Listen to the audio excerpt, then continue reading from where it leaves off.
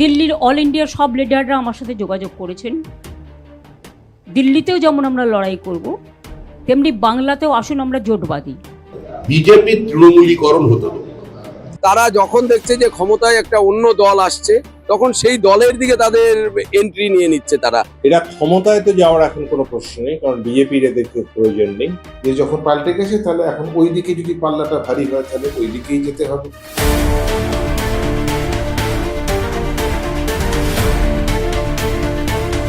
This channel does not promote any violent or harmful or illegal activities. All content provided by this channel is meant for an educational purpose only.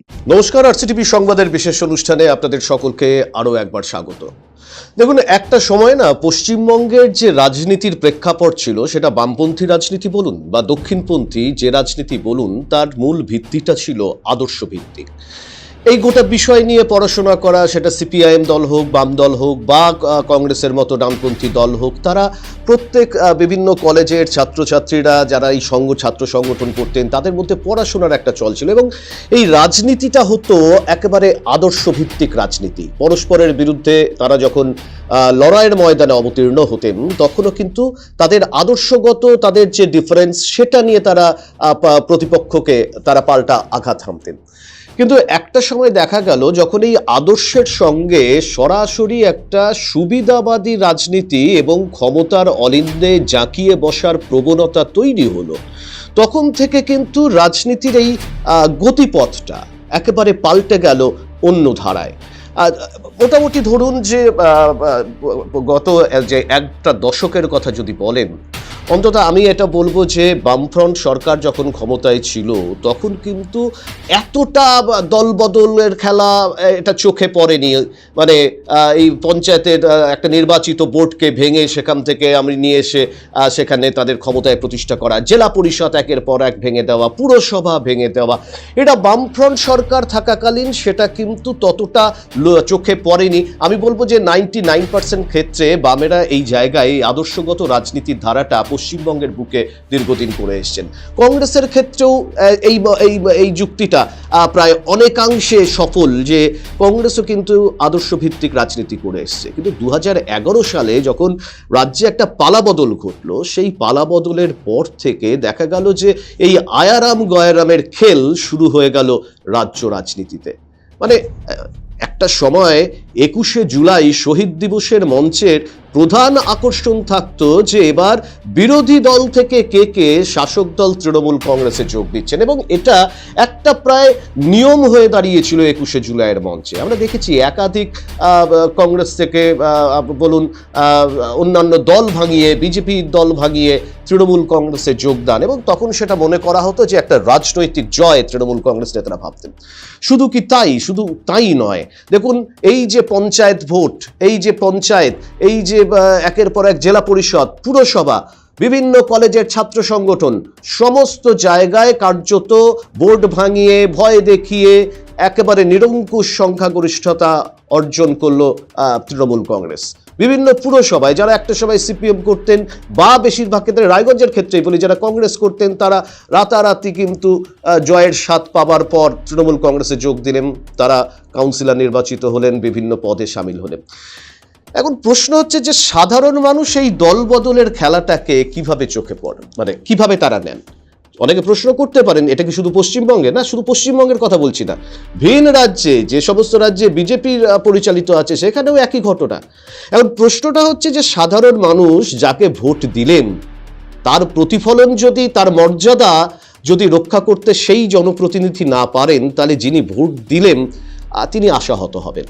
তিনি তো একটা আদর্শের ওপর ভিত্তি করে প্রত্যেকটা ভোটের আগে বিভিন্ন রাজনৈতিক দল তাদের যে মানে কি করব ভোটে জিতে আসার পর, তার যে সংকল্পপত্র বলুন, তার যে এজেন্ডা বলুন, সেগুলো প্রকাশ করে, তার ভিত্তিতে সাধারণ মানুষ ভোট দিচ্ছিল।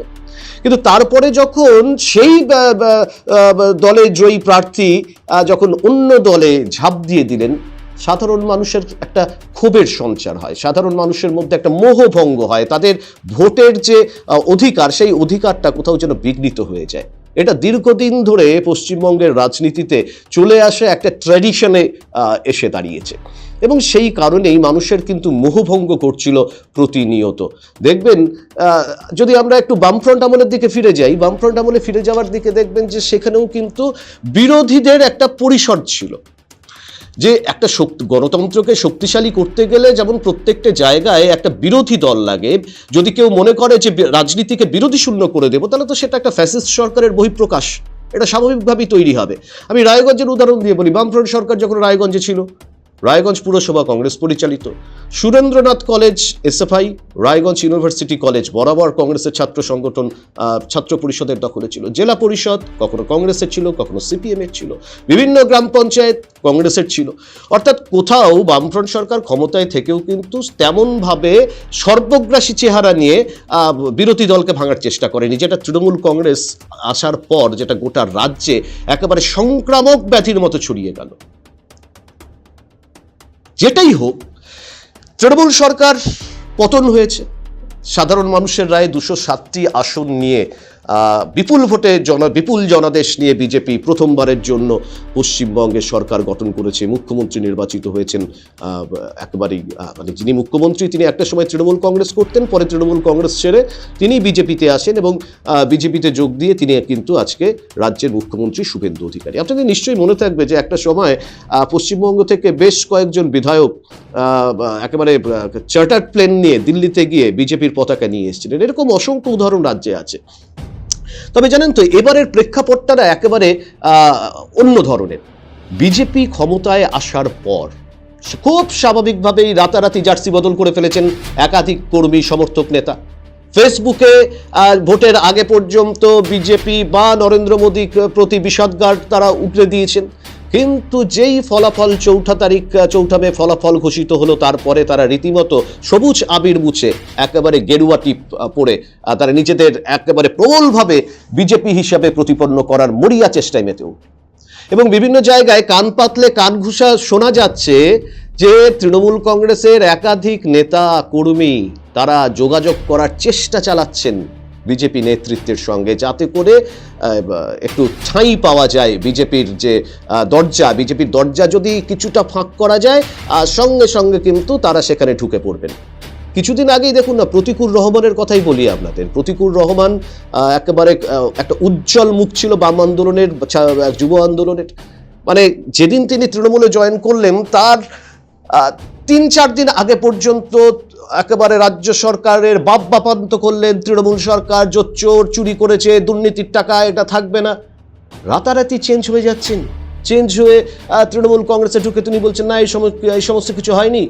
দলনেত্রী তৃণমূল সুপ্রিমো সবচাইতে বেশি দুর্নীতির বিরুদ্ধে জিরো টলারেন্স নীতি নিচ্ছেন। মানুষ বিভ্রান্ত হয়ে যাচ্ছে। মানুষ ভাবছেন যে গিরগিটিরা রং পাল্টায়, মানুষে যে ক্ষণে ক্ষণে এতটা রং পাল্টে ফেলবে, এটা সাধারণ মানুষ কিন্তু নিতে পারছেন না। সেই কারণেই এইবার সরকার আসার পর সাধারণ মানুষের পক্ষ থেকে প্রবল দাবি উঠেছে, কোনো মতেই যারা দুর্নীতির সঙ্গে যুক্ত, যারা দুর্নীতিকে আড়াল করবার জন্য, দেখুন এই যে মুখ্যমন্ত্রী শুভেন্দু অধিকারী বলছেন যে রাজ্যে এ যাবৎকাল পর্যন্ত যত দুর্নীতি হয়েছে তার ফাইল খোলা হবে, কোনো দুর্নীতিবাজকে রেয়াত করা হবে না। এই খবর পাওয়ার পরেই অনেক নেতা মন্ত্রী কর্তাদের কিন্তু বুক একেবারে ধুকপুক করতে শুরু করে দিয়েছে। সেটা থেকে বাঁচার জন্য অনেকে, শুধুমাত্র নেতা নেত্রী বলবো না, মানে বিভিন্ন যে সংগঠন রয়েছে, সেটা খেলা বলুন, সেটা শিক্ষা বলুন, বিভিন্ন সংগঠন বলুন, তারাও কিন্তু রাতারাতি জার্সি বদল করার একটা চেষ্টা চালাচ্ছে। ছোট নেতা বড় নেতা তাদেরকে ধরে একেবারে শীর্ষ নেতৃত্বের কাছে পৌঁছে গিয়ে দল বদলের মরিয়া চেষ্টা চালাচ্ছে। একদিকে যেমন এই যে, কিন্তু এই একদিকে কোথার থেকে হচ্ছে জানেন, যে দুর্নীতি রুখতে, দুর্নীতির থেকে বাঁচতে, ফাইল খুললে কাদের কাদের নাম সামনে আসবে, সেই জায়গা থেকে বাঁচতে তারা যোগাযোগ শুরু করেছেন। শুধু তাই নয়, এই যে ক্ষমতার যে মধুভাণ্ড, সেখান থেকে বেরিয়ে আসাও কি চারটিখানি ব্যাপার। এতদিন ধরে সরকারি সিকিউরিটি, সরকারি গাড়ি, ক্ষমতার পাওয়ার, পুলিশ প্রশাসনের সঙ্গে একটা ভিআইপি তকমা, সেটা যখন মানে এক লহমায় চূর্ণ বিচূর্ণ হয়ে যায়, তখন মনে তো কোথাও একটা আঘাত লাগে কিনা বলুন। আজকে অনেক নেতারাই তাই করছে, কিন্তু সাধারণ মানুষ পরিষ্কার বলছেন যে কোনো দুর্নীতিগ্রস্ত, যাদের বিরুদ্ধে দুর্নীতির অভিযোগ রয়েছে, যাদের ওপর সাধারণ মানুষকে হেনস্থার অভিযোগ রয়েছে, যাদের ওপর সাধারণ মানুষকে ভোট না দিতে দেওয়ার অভিযোগ রয়েছে, তাদের যাতে কোনো মতেই শাসক শিবিরে না নেওয়া হয়, এই দাবি প্রতিনিয়ত কার্যত জোরালো হচ্ছে। তবে নির্বাচনে জেতার পর বিজেপি নেতৃত্ব যে প্রথম থেকে কাজটা করছেন, আমি বলবো অবশ্যই প্রশংসার দাবি রাখে। যদি এই নেতৃত্ব কাজটা না করতেন তাহলে হয়তো পশ্চিমবঙ্গের বুকে এখন বেশ কয়েকজনের প্রাণহানির ঘটনা ঘটত, অসংখ্য বাড়ি ঘর সম্পত্তি, সাধারণ মানুষ, নেতারা তো শুনুন, নেতারা যারা রয়েছেন তারা তো খোশমেজাজে থাকবেন, তাদের সিকিউরিটির বিষয় আলাদা। মৃত্যু হচ্ছে একেবারে খেটে খাওয়া সাধারণ মানুষগুলো, তাদের বাড়িঘর জ্বালিয়ে দেওয়া হতো এখনো পর্যন্ত। কিন্তু ক্ষমতায় আসার পর মুখ্যমন্ত্রী শুভেন্দু অধিকারী, বিজেপির রাজ্য সভাপতি শ্রমিক ভট্টাচার্য থেকে শুরু করে একাধিক বিধায়ক বারংবার বলছেন যে বিরোধী দলকে কোনোভাবেই আঘাত করা যাবে না। আমি এমন ঘটনা তো আমার অনেকদিন পর আমি দেখতে পাচ্ছি যে যেখানে বিরোধী দলের তৃণমূল কংগ্রেসের পার্টি অফিস যেখানে ভেঙে দেওয়া হয়েছে, সেখানে গিয়ে বিজেপির বিধায়ক সেই পার্টি অফিস খুলে আসছে এবং মানে হ্যান্ড মাইক নিয়ে পরিষ্কার বলছেন যারা এই কাজ করবেন দল থেকে সঙ্গে সঙ্গে বহিষ্কার করা হবে। এই যে বিজেপির শীর্ষ নেতৃত্বের এই কড়া মনোভাবের কারণে পশ্চিমবঙ্গের পরিস্থিতি অন্যান্য বারের তুলনায় অনেক শান্তি। এখনো পর্যন্ত ভোট পরবর্তী সংঘর্ষের ঘটনায় 2 থেকে 3 জনের প্রাণ গেলেও সংখ্যাটা কিন্তু বাড়েনি, বা সাধারণ মানুষের সম্পত্তি ভাঙচুরের নজির তেমনভাবে লক্ষ্য করা যাচ্ছে না। এবং প্রথম থেকেই আরও একটা কাজ করছেন বিজেপি নেতৃত্ব, রাজ্য সভাপতি শ্রমিক ভট্টাচার্য, মুখ্যমন্ত্রী শুভেন্দু অধিকারী, যে কোনোভাবেই বিজেপিকে তৃণমূলীকরণ করতে দেওয়া যাবে না, কোনো নেতাকে এই মুহূর্তে দলে নেওয়া হবে না বলে পরিষ্কার জানাচ্ছে। কি বলছেন বিজেপির রাজ্য সভাপতি শ্রমিক ভট্টাচার্য, চলুন একবার শুনে নেওয়া যাক। হঠাৎ কিছু নব্য বিজেপি হয়েছে যারা তৃণমূল থেকে ঢুকেছে, এদের আমরা পার্টি থেকে বার করব। বিজেপি তৃণমূলীকরণ হতে দেবো না। শুনুন, যারা নিজেদের রক্ত ঘাম দিয়ে বিজেপি তৈরি করেছে, 80-90 সাল তারিখ থেকে যখন বিজেপির কিছু ছিল না, তাদের রক্ত দিয়ে বিজেপি তৈরি। এই পার্টি তৃণমূলীকরণ আমরা করতে দেবো না।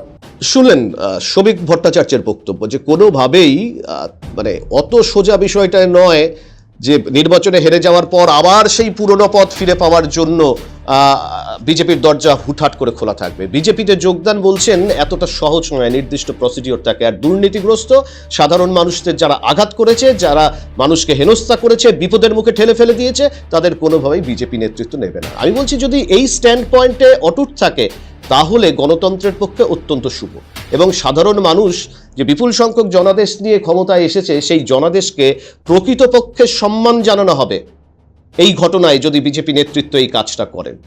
এবং এর পাশাপাশি আমরা তো শ্রমিক ভট্টাচার্যের বক্তব্য শোনালাম, তৃণমূল সুপ্রিমো মমতা বন্দ্যোপাধ্যায় তিনি কি বলছেন এই মুহূর্তে দাঁড়িয়ে, যে আসুন সমস্ত বাম, অতি বাম, ডানপন্থী যারা দল আছেন, অ্যান্টি বিজেপি, তাদের নিয়ে আমরা রাস্তায় নামি, কেন বিজেপিকে সরিয়ে দিতে হবে রাজ্য থেকে।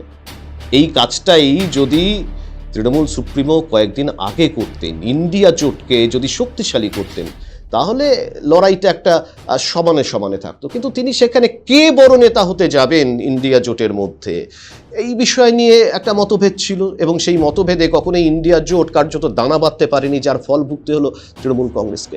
এখন ভোটে হেরে যাওয়ার পরে তাকে বলতে হচ্ছে যে সবাই আসুন আমরা একসাথে পথে নামি, একসাথে পথে নেবে আমরা কাজটা করব। দিল্লির অল ইন্ডিয়ার সব লিডাররা আমার সাথে যোগাযোগ করেছেন। আমি তাদের, সোনিয়াজি কথা বলেছেন, রাহুল গান্ধী কথা বলেছেন, খার্গেজি কথা বলেছেন, উদ্ধব ঠাকরে আমাদের মেসেজ পাঠিয়েছেন, তেজস্বী মেসেজ পাঠিয়েছেন, অখিলেশ নিজে এসে ঘুরে গেছেন। এছাড়াও হেমন্ত সোরেন থেকে শুরু করে কেউ বাকি নেই। কাজেই আপনাদের, ইভেন অরবিন্দ বলেছে আমি নিজ জীবনে এত কষ্ট পাইনি যখন আমি নিজেও হেরেছি, এটা হারানো হয়েছে। আমি তাদের সকলকেই মিটিং থেকে কৃতজ্ঞতা জানাই।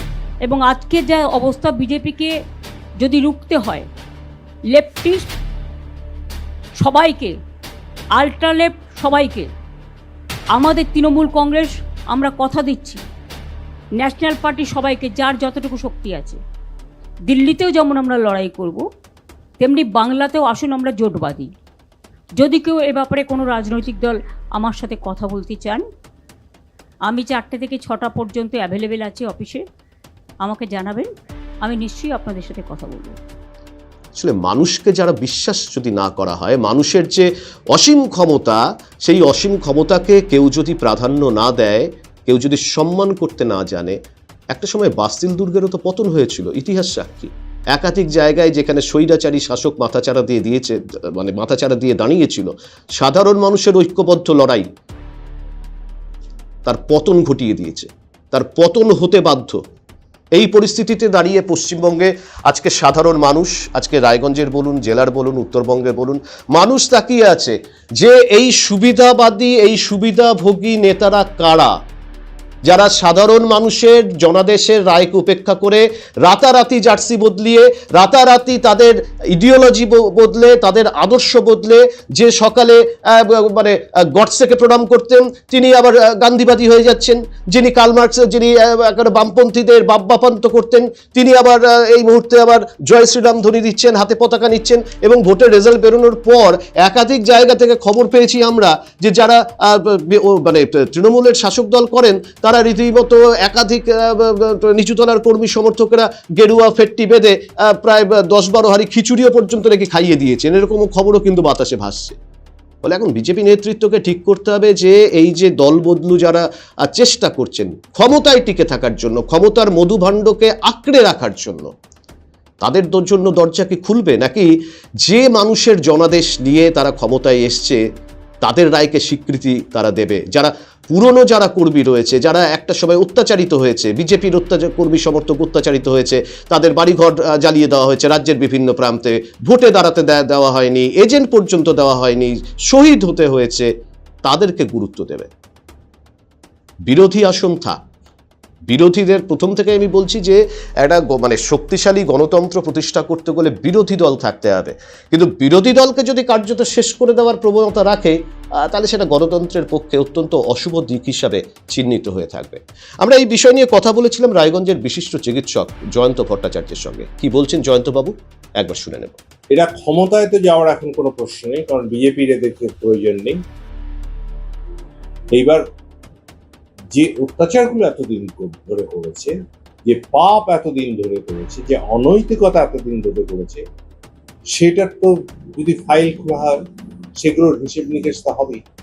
সেই তার হাত থেকে বাঁচার জন্য এখন বিজেপির শরণাপন্ন হওয়া, যেহেতু কোনো ফেভার পাওয়া যায়, কোনো অনুগ্রহ পাওয়া যায়, এটা তৃণমূলের ক্ষেত্রে সত্যি।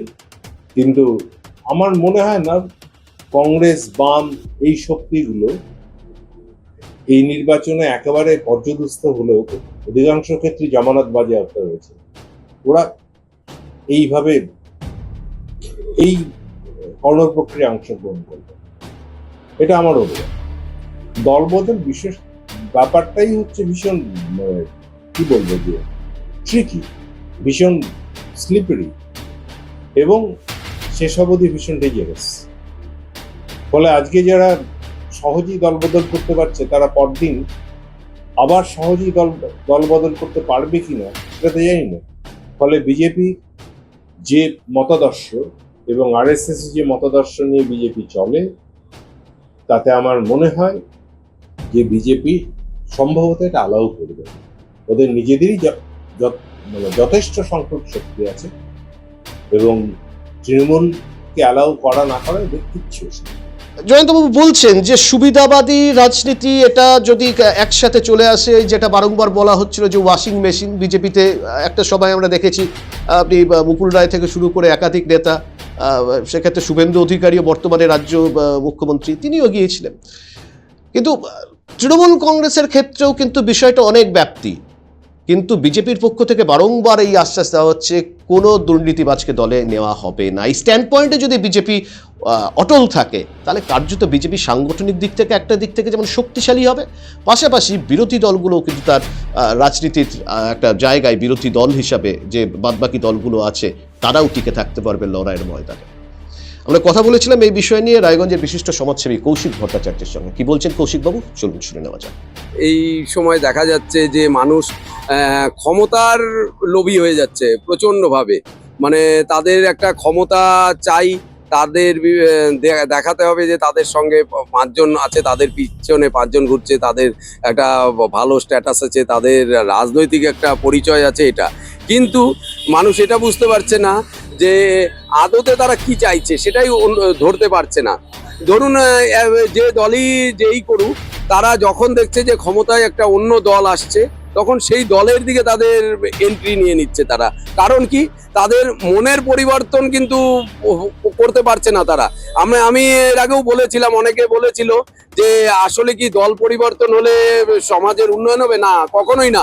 আসলে যেই দলই আসুক সমাজে, যদি যারা সেই দল করছে, যারা দল পরিচালনা করছে এবং যারা সেই দলের হয়ে কাজ করছে, তাদের যদি মন মানসিকতার পরিবর্তন না হয়, তাহলে এই সমাজের কখনোই পরিবর্তন সম্ভব নয়। ঠিক আছে, দেখা যাচ্ছে যে যখন রেজাল্টের একটা ফলাফল অন্যরকম হচ্ছে দেখা যাচ্ছে, সেই সময় থেকেই কিন্তু আমরা লক্ষ্য করছি স্বাভাবিকভাবেই সারা রাজ্যেই মানুষের হয় কেউ জামার রং পাল্টে দিচ্ছে, কেউ কপালে টিপ করছে যারা টিপ পড়েনি, বা বিভিন্ন ধ্বনি দিয়ে তারা মুখে উচ্চারণ করছে, এবং তারা নিজেরাই নিজেদের জায়গাটাকে পরিবর্তন করার চেষ্টা করছে, দেখানোর চেষ্টা করছে যে আমি অমুক।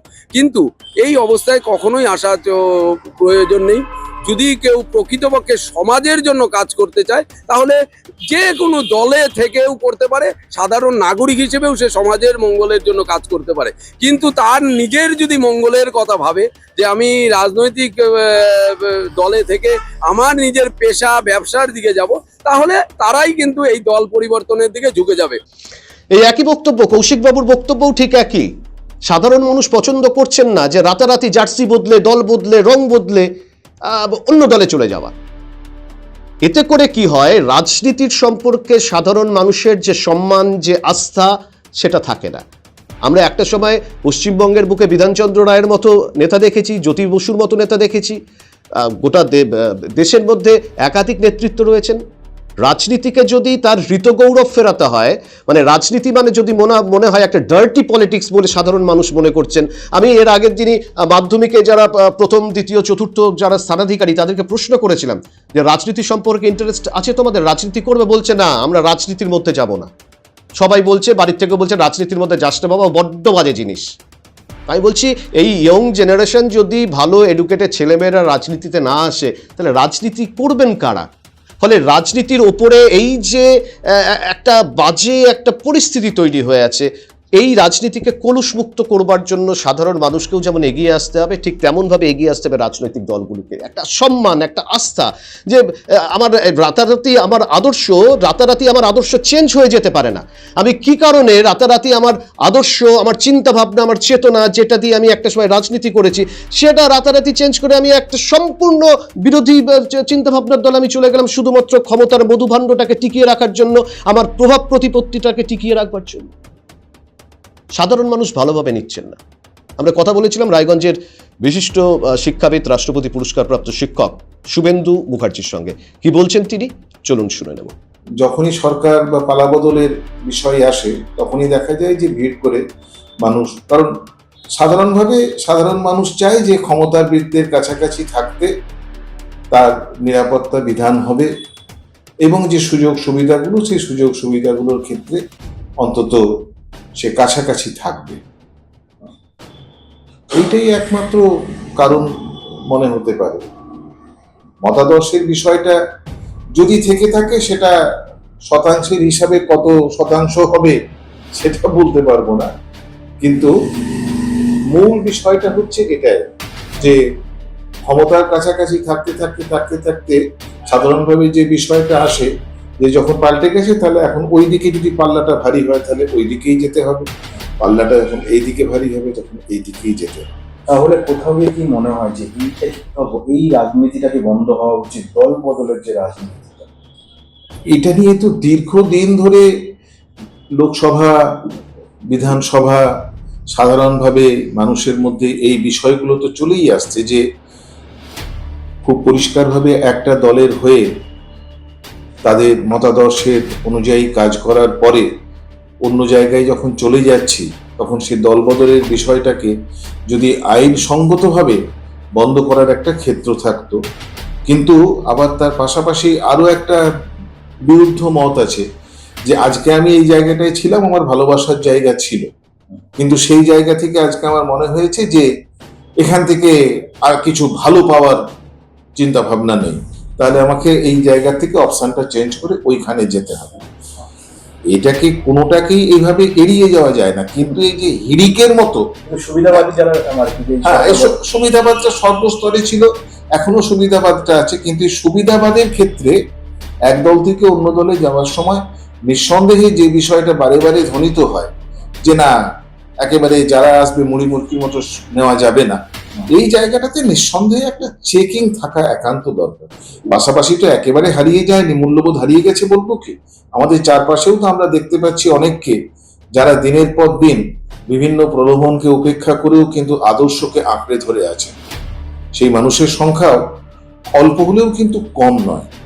অর্থাৎ দেখুন, প্রত্যেকে কিন্তু কম বেশি একই পথের শরিক, একই মতের শরিক। যে দুর্নীতিগ্রস্ত সাধারণ মানুষকে বিপদে ফেলা সেই মানুষগুলো যাতে কোনোভাবেই আবার ক্ষমতার অলিন্দে প্রবেশ করতে না পারে।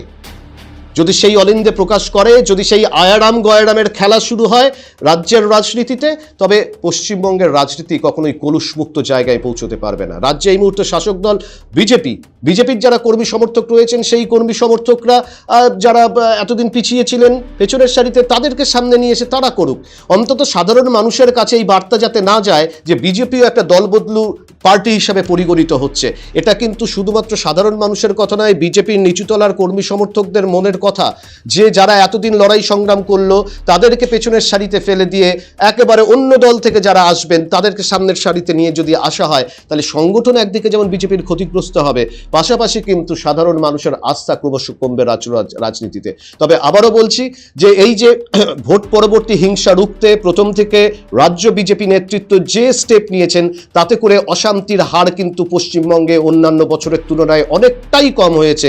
এবং পাশাপাশি রাজ্য নেতৃত্ব যেভাবে বলছেন যে কোনো দলবদলুকে স্থান দেবে না, অন্তত বিজেপি পার্টির মতোই চলবে, এই স্ট্যান্ড পয়েন্টে যদি বিজেপি নেতৃত্ব একেবারে শক্তভাবে দাঁড়িয়ে থাকতে পারেন, তাহলে রাজ্য রাজনীতি কিন্তু কলুষমুক্ত হবার দিকে এগিয়ে যেতে পারে। আমি বলছি এই যে ট্র্যাডিশনটা চলছে এখন, দেখুন বিজেপি আগামী দিনে কি স্ট্যান্ড পয়েন্ট নেবে, তার পলিসি কি হবে, সেটা নিয়ে সমালোচনা হবে, সেটা নিয়ে বিতর্ক হবে, সেটা নিয়ে প্রতিবাদ হবে, আন্দোলন হবে, সেটা ডিফারেন্ট ম্যাটার।